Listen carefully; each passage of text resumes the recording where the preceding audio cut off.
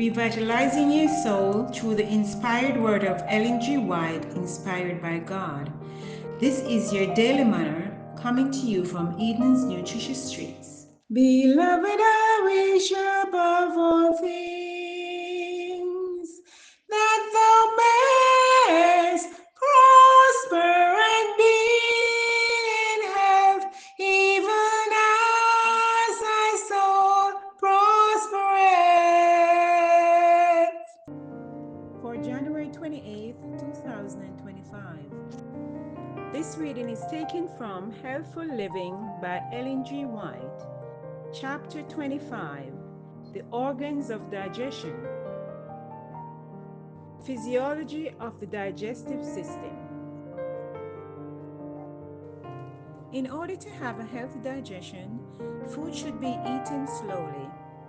Those who wish to avoid dyspepsia and those who realize their obligation to keep all their powers in the condition which will enable them to render the best service to God will do well to remember this.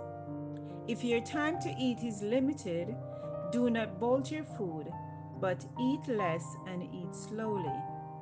The benefit you derive from your food does not depend much on the quantity eaten as on its thorough digestion, nor the gratification of the taste so much as on the amount of food swallowed, as on the length of time it remains in the mouth.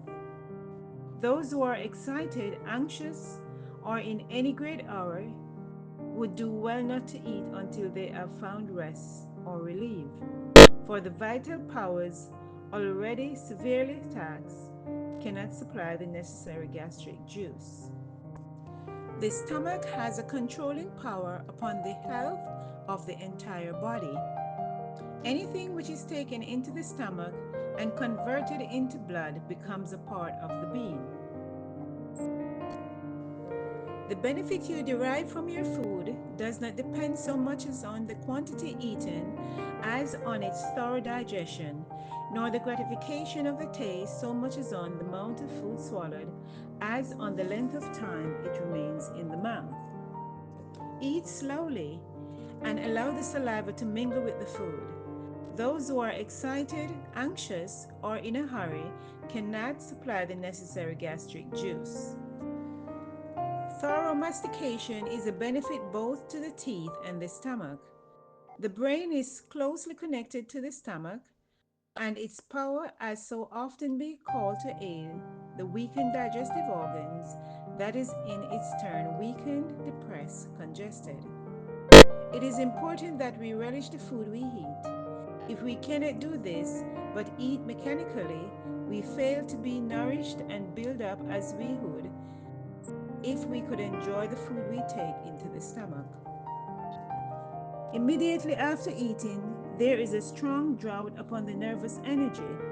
The brain force is called into active exercise to assist the stomach.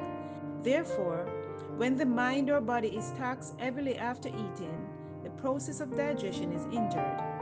The vitality of the system, which is needed to carry on the work in one direction, is called away and set to work in another. The stomach, when we lie down to rest, would have its work all done, that it may enjoy rest, as well as other portions of the body. The work of digestion should not be carried on through any period of the sleeping hours. After the stomach, which has been overtaxed, has performed its task, it becomes exhausted, which causes faintness. The stomach becomes weary by being kept constantly at work. Having no time for rest, the digestive organs become enfeebled, hence the sense of gormness and desire for frequent eating.